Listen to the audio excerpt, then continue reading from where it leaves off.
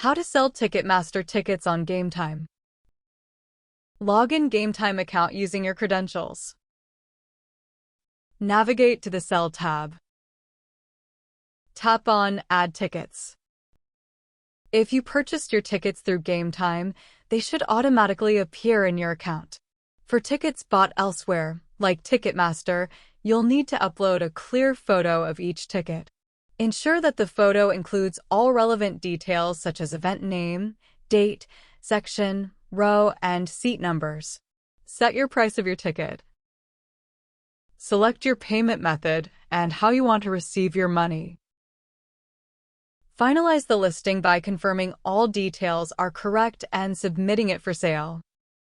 Gametime will handle the rest of the process, including marketing your ticket to potential buyers. That's it. Thanks for watching.